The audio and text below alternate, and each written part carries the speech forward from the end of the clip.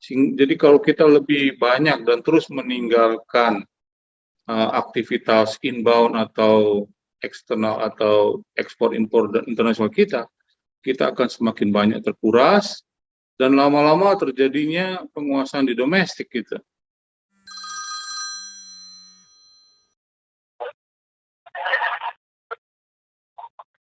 Hai Nyambung People, jumpa lagi di episode yang pastinya juga sangat informatif buat kalian semua. Saya sendiri pengen banget nyambung soal ini, jadi sengaja saya undang satu orang pakar logistik maritim di Indonesia. Jarang banget loh ada orang yang seperti ini, jadi bisa ketebak nggak kira-kira kita mau ngomong apa? Ya buat yang bidangnya ekspor impor, mungkin sedang merintis karir ke sana atau punya bisnis di bidang ekspor impor, atau mungkin yang punya penelitian soal perdagangan, soal maritim, teman-teman dari Kementerian Luar Negeri mungkin yang mungkin sekarang sedang berusaha meningkatkan ekspor impor gitu ya, itu atau teman-teman jurnalis yang sedang berpikir soal urusan konektivitas barang nih, apalagi akibat pandemi, akibat perang, ayo kita merapat, kita coba mengerti. Saya pengen nyambung betul-betul, bukan hanya dengan isunya, nanti di segmen berikutnya kita juga nyambung dengan pakar ini.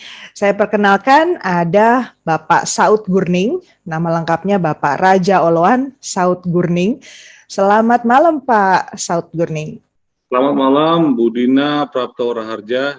Selamat malam juga para netizen, Bapak Ibu sekalian yang berada di mana saja. Salam sehat. Salam sehat Pak. Pak Saud sendiri, Pak Saud Gurning gabung dari kota mana nih sekarang? Saya lagi posisi di Surabaya saat ini. Lagi di Surabaya. Ya, Surabaya, iya. Senang sekali bisa bergabung Pak. Jadi kita ucapkan terima kasih buat para subscriber yang nambah terus nih Pak, mudah-mudahan. Oh, gitu ya. Kalau kita bicara soal topiknya Bapak juga makin tertarik nih. Jadi jangan lupa di like, subscribe, komen. Kalau ada pertanyaan, jangan ragu-ragu deh, kasih kirim ke saya. Kita bisa bicarakan di topik-topik selanjutnya. Oke, kita sekarang masuk aja ke pertanyaan yang burning nih Pak Saud Gurning. Bapak ini saya kasih background-nya dulu ya supaya para Nyambung People nih paham. Bapak nih keahliannya apa gitu. Tadi saya bilang Bapak ini pakar logistik bidang maritim. Punya PhD, jadi doctoral degree ya, di bidang maritim logistik dari Australian Maritime College tahun 2007 ya Pak. Berarti barengan kita PhD-nya dapat ya Pak ya? Tahun yang sama. Kemudian Master of Science-nya bidang manajemen pelabuhan, port management dari Swedia loh. Wih, itu emang tempatnya ya Pak ya belajar port management? Ada sekolahnya di situ, World Maritime University punya dikelola oleh IMO, International Maritime Organization. Ya, di Malmö, Swedia. Asli, itu tempat yang terbaik buat belajar beginian. Dan untuk S1-nya, nah ini kebanggaan bangsa kita, kuliahnya tetap di dalam negeri ya Pak, S1 Pak? Dalam negeri, ya benar. Di Institut Teknologi 10 November, waktu itu bidang saya teknik permosinan kapal. Teknik permosinan kapal, ya, oke. Engineering. Iya. Jadi Bapak ini sebenarnya akademisi kum, ahli ya, karena beliau juga selain saat ini menjabat sebagai Kepala Program Pascasarjana di Departemen Marine Engineering ya Pak, di ITS Surabaya tadi.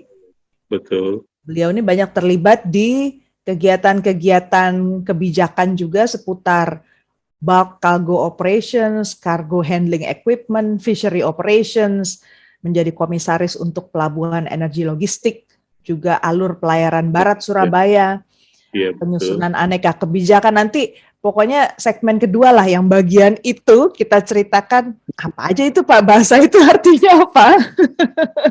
Ini pekerjaan apa aja sih sebenarnya yang dikerjakan oleh Pak Saud Gurning.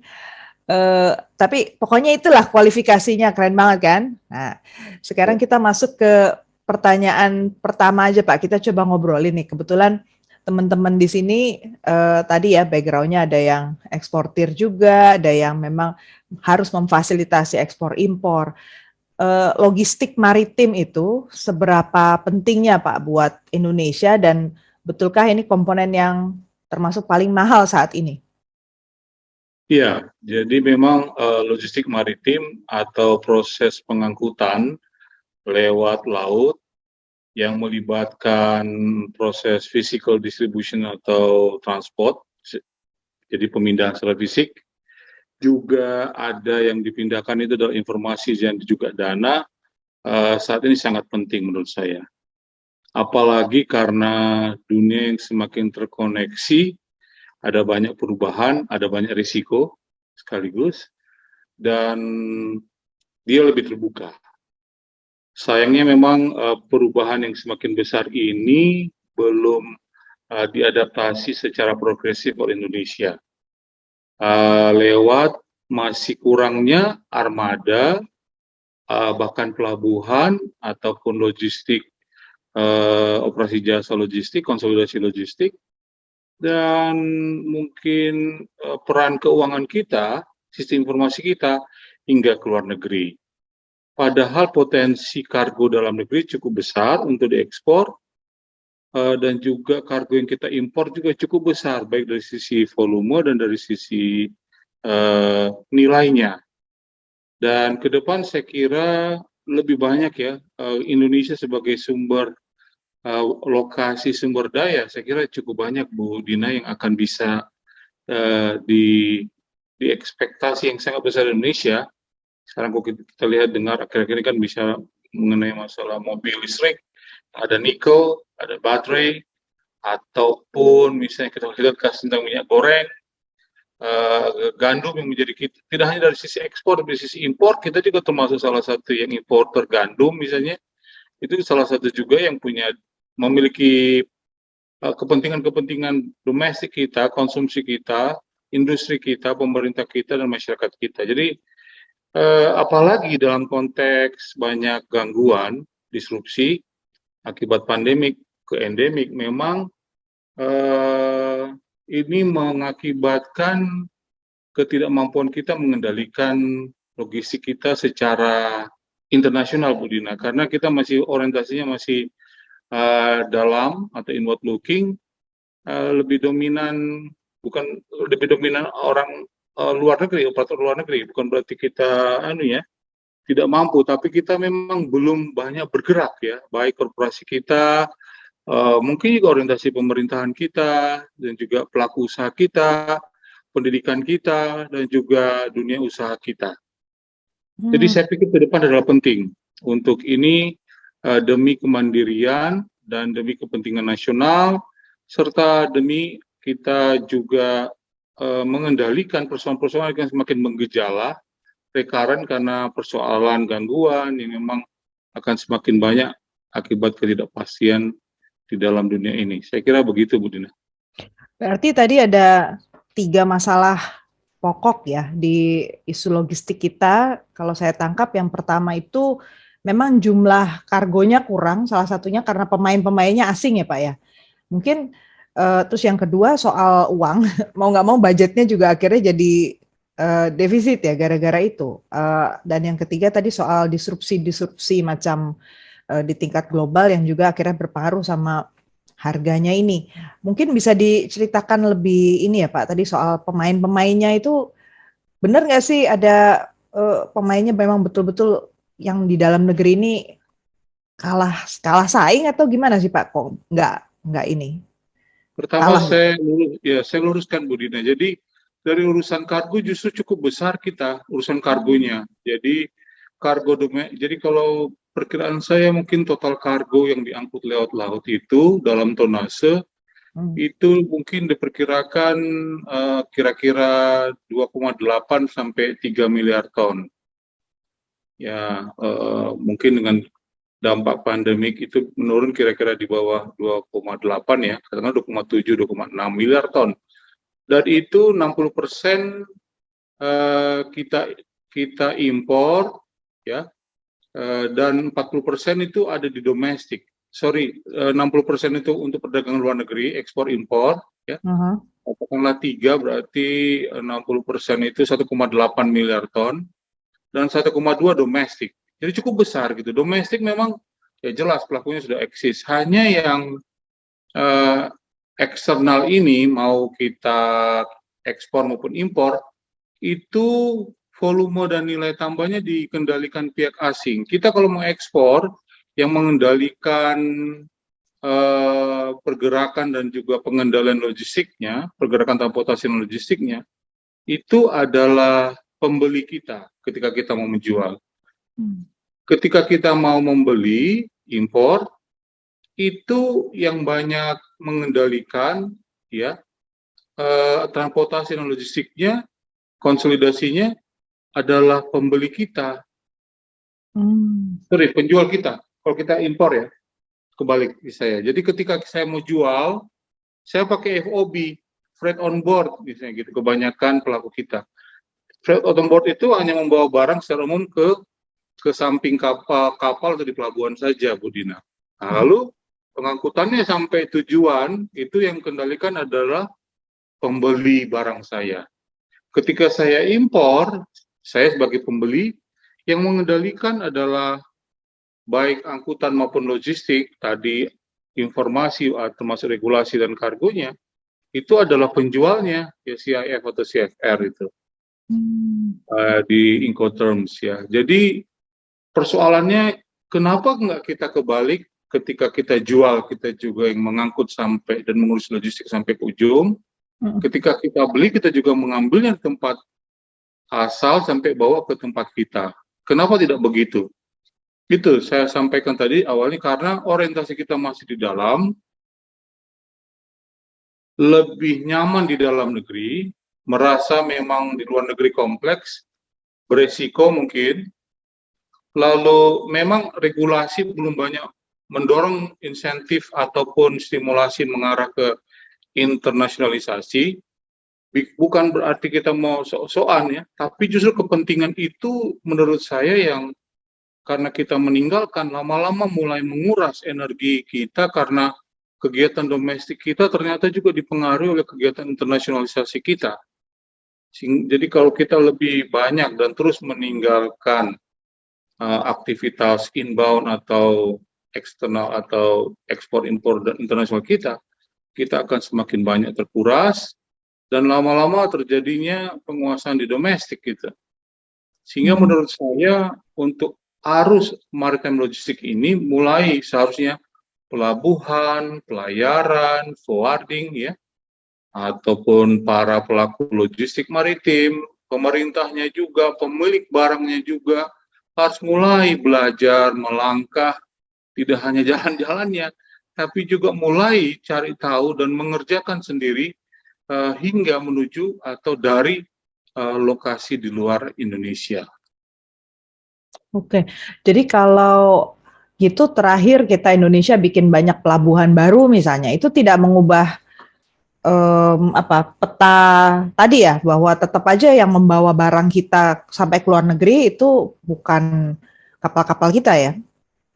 Benar, memang pelabuhan kita ada sempat berpikir pemerintah misalnya di Tanjung Pinggir di Batam kalau boleh bisa langsung dekat dengan wilayah Indonesia supaya sebagai hub port dibandingkan dengan gate port dalam terminologi. Memang butuh usaha atau investasi, peralatan, network, dan juga kinerja yang sangat besar dibandingkan dengan apa yang sudah dilakukan oleh kompetitor atau negara tetangga. Kita sudah melakukan itu, Bu Dina, tetapi memang sekali lagi dalam konteks logistik ini harus terpadu. Tidak hanya pelabuhan saja, tapi juga pelayaran ataupun logistiknya. Jadi misalnya katakanlah kita punya BUMN yang sudah sekelas Pelindo misalnya, diminta atau ditugaskan pemerintah bangun coba pelabuhan dan memang punya rencana seperti itu di Cina ataupun di Malaysia, bukalah di sana ataupun di Eropa misalnya. Bisa jadi kita beli saham atau kita bersama-sama join, tapi persoalannya ketika pelayaran kita lemah, yang memasok kargonya atau logistik kita yang mengkonsolidasi pergerakan barangnya, ya sama saja.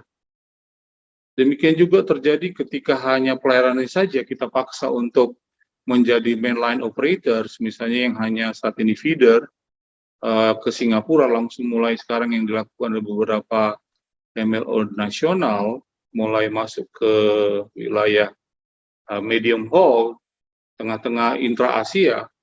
Tapi kalau logistiknya tidak kuat, dan juga pelabuhan, dukungan pelabuhannya, khususnya oleh pelabuhan dalam negeri kita tidak kuat, tidak memberikan dukungan, saya kira sama saja.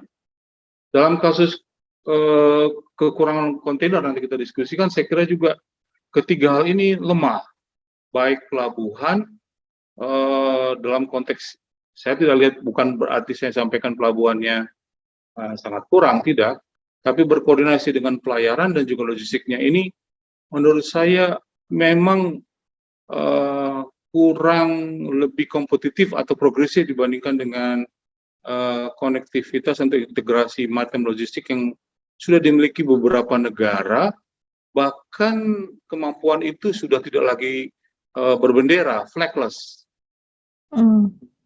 Jadi maksudnya gimana tuh Pak, dibandingin sama negara mana tadi yang Bapak sebut itu? Jadi contoh kasus misalnya di Eropa, mereka tidak lagi melihat kepentingan untuk kepentingan Belanda atau kepentingan Jerman, tetapi sudah pada kepentingan sebuah badan atau proses logistik.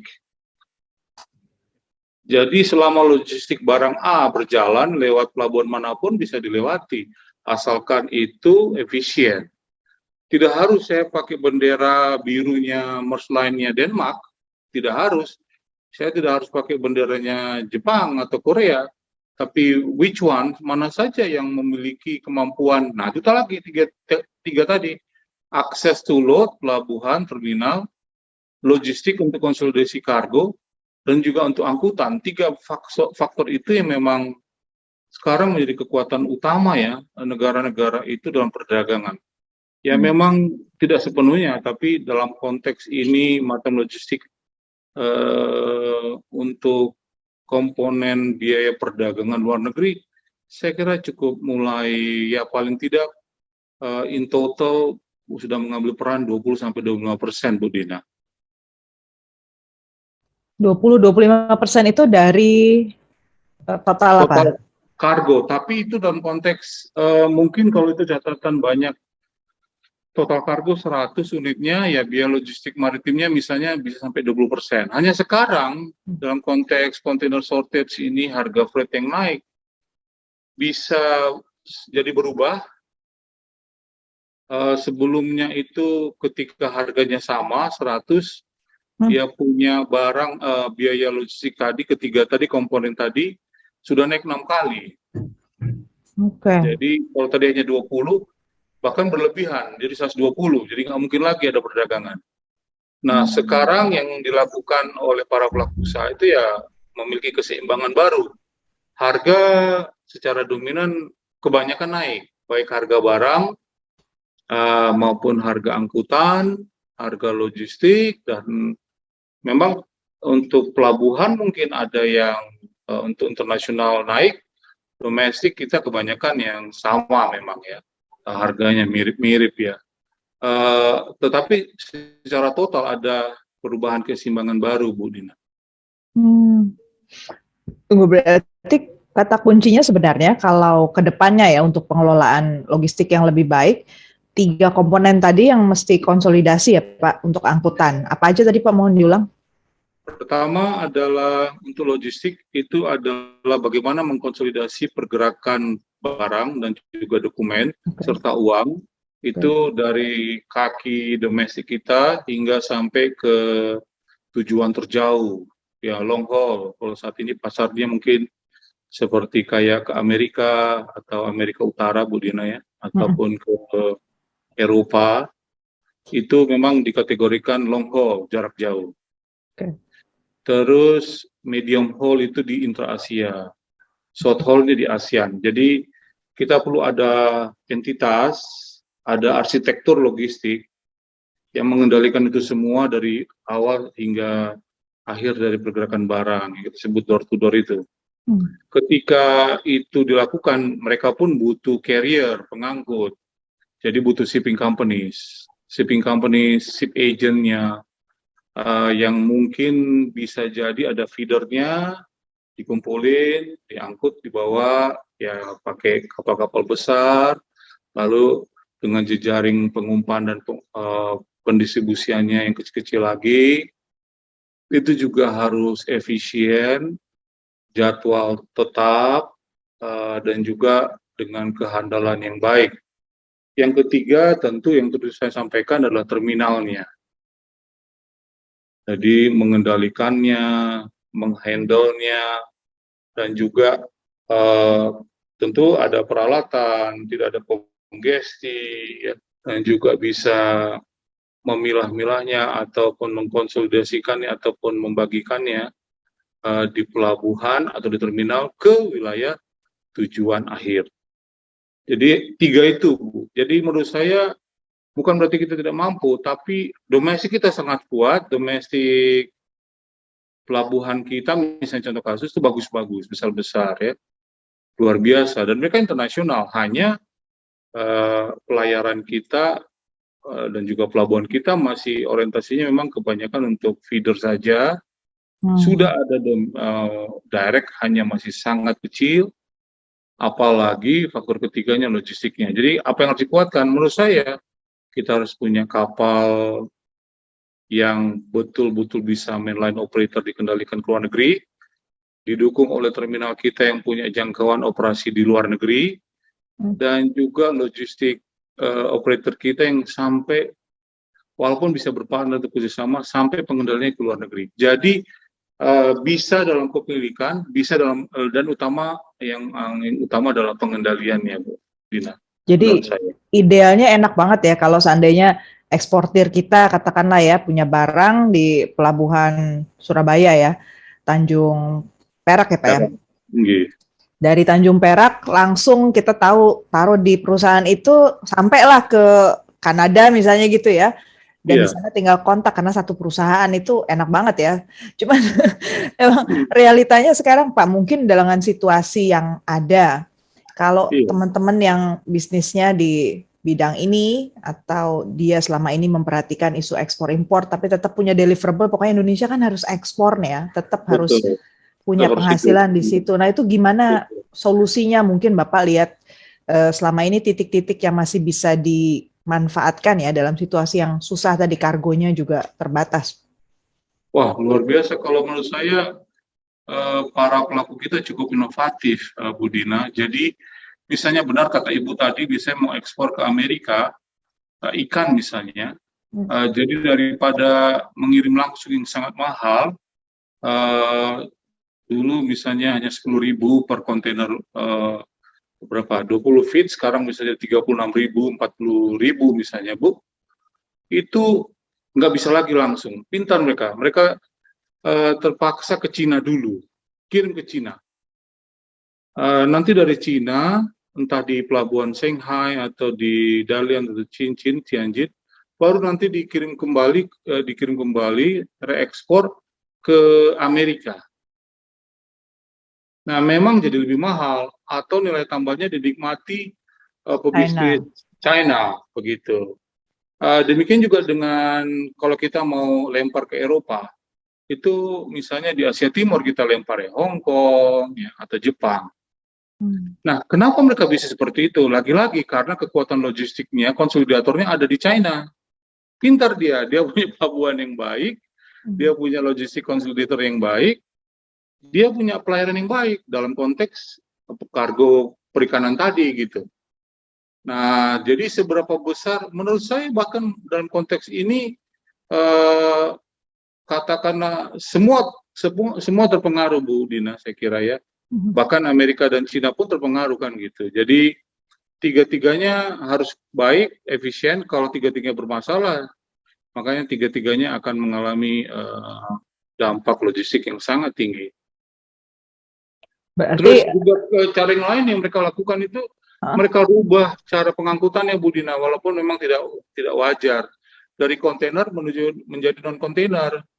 Dari laut menjadi udara, seperti itu. Atau ya mereka naikin harganya ya kalau dapat kontrak jangka panjang, charter seperti itu. Lalu mereka melakukan pengaturan siapa nominasi kapalnya oleh mereka, bukan jadi membalik. Jadi ketika saya mau jual ikan, saya tanya orang Amerika, sorry saya dulu yang ngatur ya, kalau boleh ya, tapi atas nama kamu nggak apa-apa. Jadi kalau bisa saya deh yang menominasikan kapalnya, karena di sini ada space kapal yang saya lihat ada nih, saya masukkan. Karena kalau dari agensinya Amerika misalnya, atau dari Cina, dia kesulitan atau nggak up to date dengan data yang ada. Jadi ada banyak sekali ya, dan memang ya mereka harus hidup ya, paling tidak instead of daripada batal kargonya atau kontraknya, ya mereka banyak melakukan respon yang saya pikir cukup inovatif untuk survive, dan memang walaupun tidak semuanya Bu Dina, banyak yang juga melakukan hal yang demikian untuk bisa survive. Itu segala jenis kargo, dry maupun Yang banyak menderita itu kalau kargonya nilainya rendah Bu Dina, seperti makanan, lalu mamin itu yang banyak menderita, lalu sedikit mungkin tekstil ya, juga ikan tadi termasuk salah satu.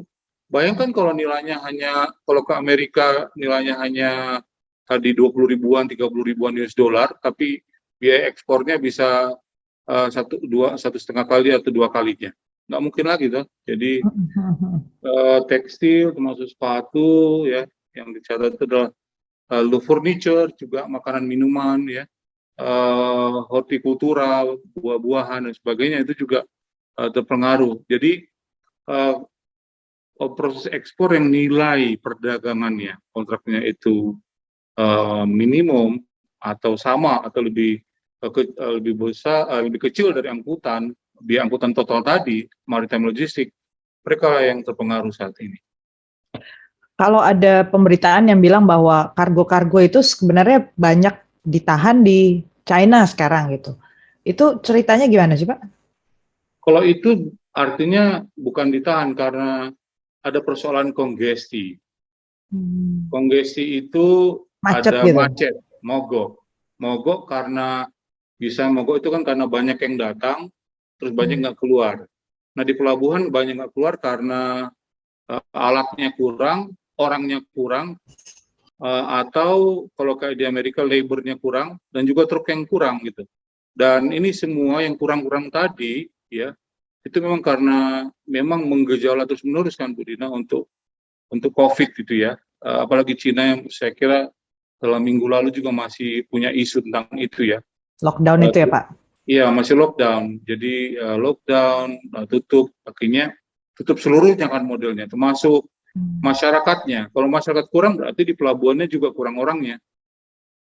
Tetapi memang Cina mulai berpikir, dia mulai berpikir dalam waktu dekat untuk melakukan otomatisasi semua, tapi masih belum bisa gitu ya, karena memang belum semua bisa otomatisasi ya. Terus di Amerika juga begitu, ada persoalan dengan pegawai longshoreman-nya atau stevedoring di kita di sini, atau APBM-nya atau PBM-nya, tentang kontrak dengan manajemen pelabuhannya. PBM itu apa Pak? Ayo Pak. PBM itu perusahaan bongkar muat Bu. Perusahaan bongkar muat, oke. Iya, perusahaan bongkar muat itu mereka kita sebut stevedoring atau stevedorer. Mereka yang membongkar kapal, menurunkan kontainer dari kapal ke darat atau ke dermaga, dan menaikkan kembali dari darat ke atas kapal. Nah itu ada perusahaan khusus di pelabuhan kita sebut dengan stevedoring company. Nah di Amerika memang disebutnya longshoreman. Longshoreman ini yang bermasalah di Amerika karena kontrak-kontrak yang mungkin karena COVID banyak yang tidak pasti, itu pelabuhan akhirnya melakukan kontrak-kontrak jangka panjang dengan mereka. Sehingga ada banyak pengurangan. Nah, karena pengurangan ya, kecepatan bongkar muat menjadi lebih kurang, termasuk juga angkutan truknya, drivernya juga kurang, lalu juga kereta apinya yang mereka selalu pakai piggyback, Bu Dina, angkut kemana-mana pakai kontainer rel kereta api, itu juga banyak kurang frekuensinya dan orangnya untuk angkut kargo, itu juga yang mengurangi, sehingga memang sampai saat ini Amerika masih mengalami kongesti, termasuk di beberapa negara di Cina, sampai saat ini menurut saya masih mengalami, walaupun tingkat kontainernya tersedia, hanya kapalnya masih nunggu gitu, kapalnya masih waiting, masih kongesi tadi, ya rata-rata 1 sampai 2 hari. Wah, ini juga ya. Itu udah masuk situasi lebih baik sekarang atau masih sama aja dengan beberapa bulan lalu, Pak? Memang kalau lihat dua negara ini kayaknya menggejala, Bu Dina. Amerika memang semakin baik, Cina juga semakin baik, bahkan di bulan lalu kira-kira minggu ke-44 sampai ke-48 itu ada perbaikan. Tapi tiba-tiba ada terjadi di Amerika apa monkeypox, terus di China ada itu lagi, pandemik lagi, COVID lagi yang menutup pelabuhan besar kan, termasuk di Shanghai, beberapa pelabuhan juga menutup atau mengurangi atau ya paling tidak parsial. Itu juga akhirnya mulai lagi meningkat lagi gitu. Jadi tingkat kongesi kemacetannya, padahal kebutuhannya makin menaik, belum pada stabil, makin banyak, tapi kemampuan penanganannya berkurang, ya sudah, itulah yang terjadi kongesti. Oh, ini berasa sekali ternyata ya, krisis kesehatan ke logistik ya. Real banget ya. Real banget, betul. Di Indonesia, di Singapura juga terjadi, di mana-mana, di Asia Selatan yang menurut saya sampai saat ini juga kongesinya hampir semingguan dan sebagainya, bahkan sampai 10 hari. Di Asia Selatan itu di India, Sri Lanka, Bangladesh, mereka juga menghadapi hal yang sama. Di kita ada kongesi tapi di malam hari saja, karena mungkin padat di situ. Ya, sama saja sebenarnya. Ada persoalan-persoalan ketidakseimbangan sebenarnya, Bu, ya, secara filosofis ada ketidakseimbangan, dan ketidakseimbangan ini baik demand supply, permintaan dan penyediaan ini dipengaruhi banyak hal, ya, ekonomi, tapi utamanya memang karena disrupsi pandemik ya. Mungkin terakhir untuk segmen ini Pak, kalau bicara soal rute ya, saya dapat info sejumlah rute itu tidak beroperasi ya, ke arah misalnya yang tentu saja mendekati Rusia, Asia Tengah, atau akibat perang ini ada lagi rute-rute yang akhirnya kena dampak Pak. Betul, ditambah lagi terutama ke Eropa, yang basisnya menuju ke Rusia atau Ukraina, ya, memang dulu bisa dilakukan lewat laut, tapi sekarang memang karena adanya blocking oleh negara yang bertikai, para logistik operator dan para perusahaan pelayaran memutuskan berhenti dan digantikan atau berhenti di pelabuhan terdekat dan digantikan dengan angkutan lain, angkutan darat atau angkutan kereta api. Ya memang jadi lama dan jadi mahal. Gitu. Yang kedua, tidak hanya persoalan gangguan atau delay, tapi yang terjadi juga adalah kepastian atau lamanya nunggu barang. Karena suplai barang yang sebenarnya datang dari negara-negara tadi juga menjadi tidak pasti, makin lama gitu. Dan tidak ada bahkan kan karena ada blokade. Jadi Ukraina diblokade sama Rusia. Akhirnya semua produk-produk Ukraina, baik berbasis food, feed, dan juga energi, gas, dan juga itu akhirnya terganggu. Rusia pun demikian karena diblokade sama kelompok satunya lagi, nggak boleh berdagang, nggak boleh ke sana, nggak ada yang ke sana, jadi nggak boleh menuju ke sana. Jadi ini memang akhirnya memang ada disrupsi, ada semacam failure ya. Selama ini sistem yang sudah baik berjalan, yang kita bisa mendapatkan berbagai sumber, maksud saya dunia, dan juga sudah diatur baik pelayaran maupun perdagangannya lewat laut.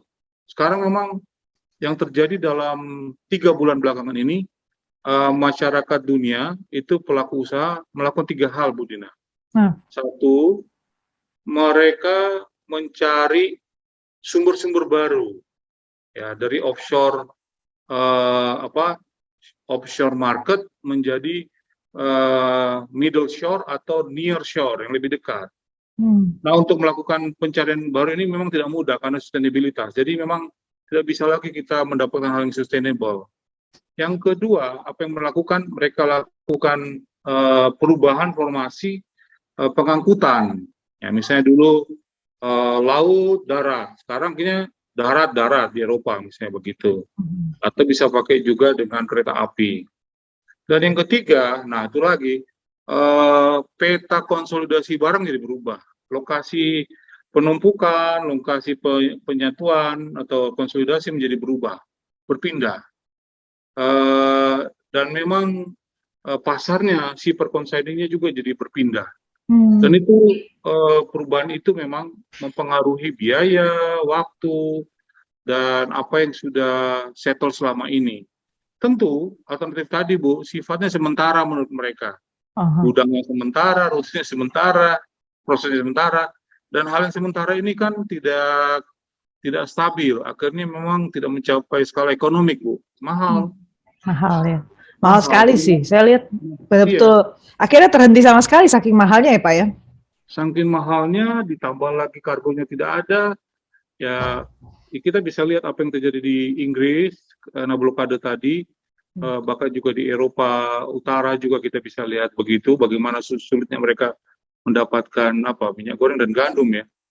Itu kan tepung terigu. Di Belanda misalnya kita lihat ada banyak supermarket yang kosong, itu menunjukkan adanya failure logistik flow gitu ya, karena tadi berpindah.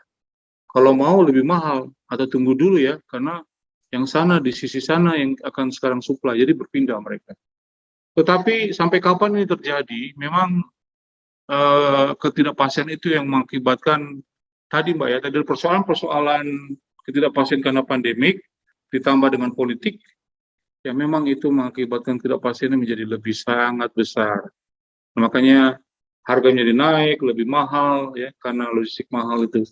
Dan saya kira kita harus sadar dengan situasi seperti itu. Jadi kita tidak bisa lagi mengharapkan harga barang yang sama dengan yang lama, supply yang sama, dan juga tingkat efisiensi yang sama. Wah, penutupnya betul-betul ringkas ya. Ringkas. Pada dasarnya kita sebagai konsumen aja nih yang dengerin nyambung. Kalau kita sebagai konsumen nendang banget tuh ya, jangan berharap harganya bisa sama seperti dulu karena pasokannya, logistiknya sudah berubah dan masih belum pasti tadi ya konsolidasi barunya akan seperti apa gitu. Oke. Nah mudah-mudahan ini bikin kita makin update ya, nyambung dengan situasi terkini dan mudah-mudahan sih teman-teman kalau ada pertanyaan lagi seputar tadi ya actionnya kemudian di lapangan seperti apa gitu atau apalah yang lain, silakan share-share ke kita ya atau komentar juga boleh supaya saya sampaikan juga ke Pak Saud Gurning. Tapi saya terima kasih sekali lagi Pak Saud Gurning sudah share di segmen yang kali ini. Sangat membuka mata, saya jadi tahu istilah-istilah itu maknanya apa. Selama ini kalau baca sendiri ternyata tidak semudah yang dibayangkan ya, tapi terima kasih banyak, mudah-mudahan sehat selalu ya Pak ya. Baik Bu Dina, terima kasih Bu Dina. Terima kasih Bapak, sampai berikutnya. Jangan lupa like podcast ini kalau kalian menikmati diskusinya, komen apabila kalian punya pertanyaan atau pendapat, dan subscribe agar kalian tidak ketinggalan episode nyambung setiap minggunya.